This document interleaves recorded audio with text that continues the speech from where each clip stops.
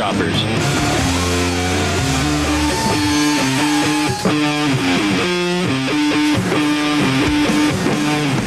It's taken 9 years of hard work to build it.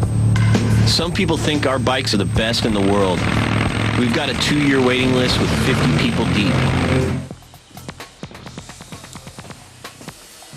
Everyone alters their motorcycles, some simply by adding a sleeker fender, chrome shift levers, or high-rise handlebars. It's a billion-dollar industry.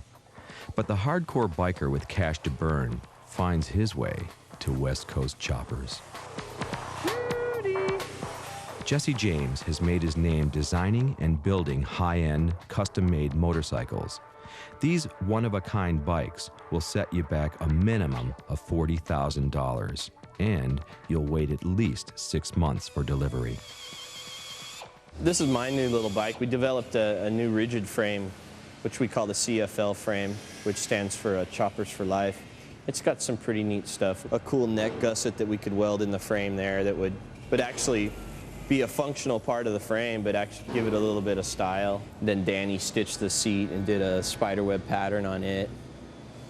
The exhaust system I made, and then I figured, well, since we got the spiderweb thing, I had my friend waterjet a shield for it after I made him a pattern, and then I just hand hammered it. And then it's got a little cover that covers all that up. We want people's jaw to drop when they see our stuff.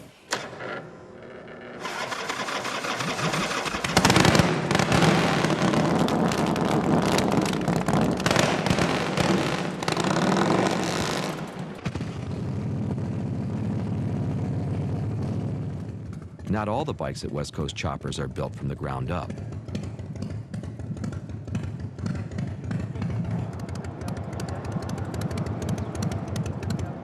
This one's a stock Harley.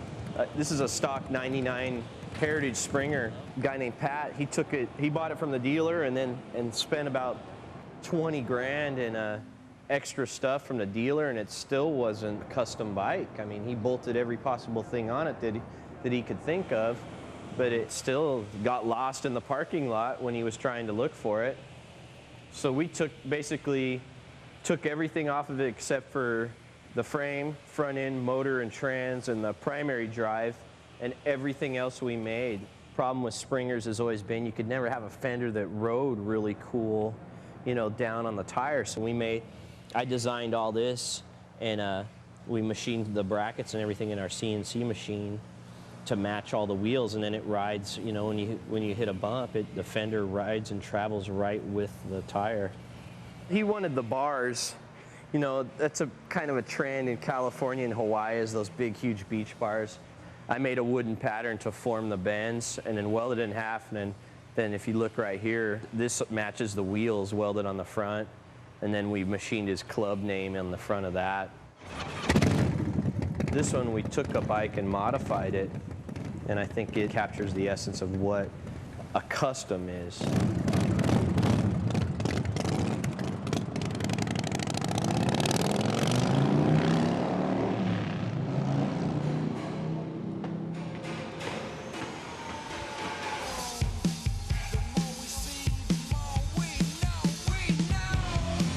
Jesse's real talent is metal forming. What begins with a thick sheet of aluminum after many hours of work will become a completely unique gas tank. Jesse James is one of only a few metal formers left in the world. 99% of all motorcycle parts are stamped out by machines. It's not really an exact science. I mean, I kind of think I know how it's going to come out, but I don't really have any idea until I see it.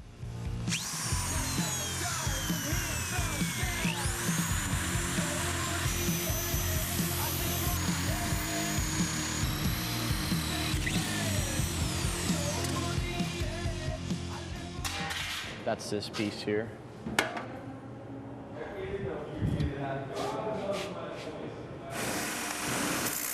It's a certain amount of pride, I think, when someone comes up to you like, hey, who made that gas tank, or who made those pipes? I'm like, I did.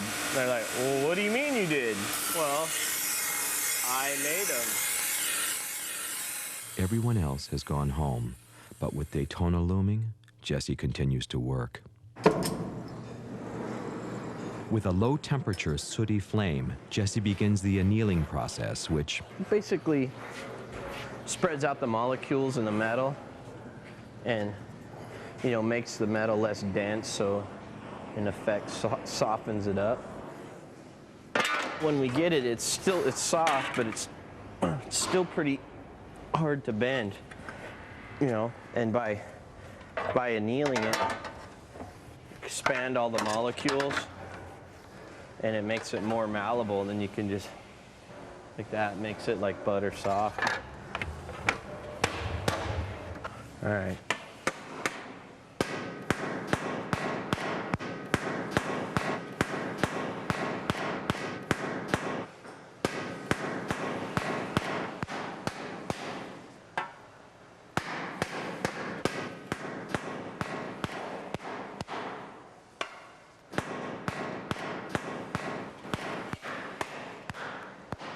Since metal forming is becoming a lost art, Jesse has had to rummage through old factories to find his tools, such as this mallet and this metal smoothing machine called an English wheel. It's pretty good for making blood shoot out from underneath your fingernail. It's like hitting your finger with a hammer, but only the hammer stays on it. I'm working it with my feet to control the pressure. You know, it's basically, you're making it, putting pressure on it, making it thinner. It's basically getting a nice little crown to it, or it's getting all them hammer marks out.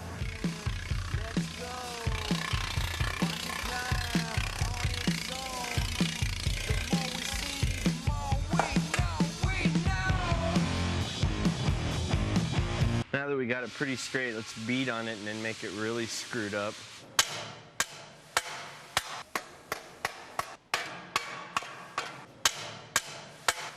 One good thing about metal is if it's out of shape, you can always beat it back into shape, beat it into submission.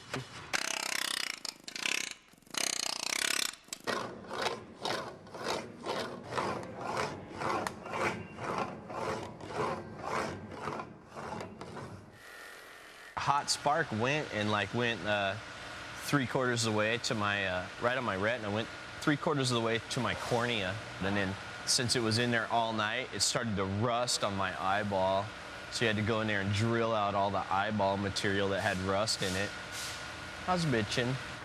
I always tell everybody that like, you know, all the business crap and all that stuff isn't where I do my best work. My best work's done like behind a welding helmet. Whew. That was too close. It gets too close and it'll clog the tip. Pop back. That's it. It's welded. We'll do it with Avion. It's like an aristocrat shop.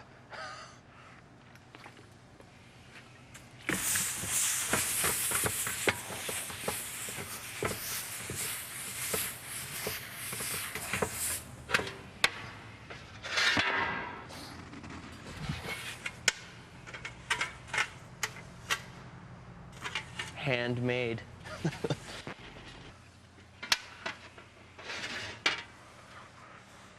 Oh, that's cool. That's cool for today. Should be able to knock that thing out tomorrow for sure.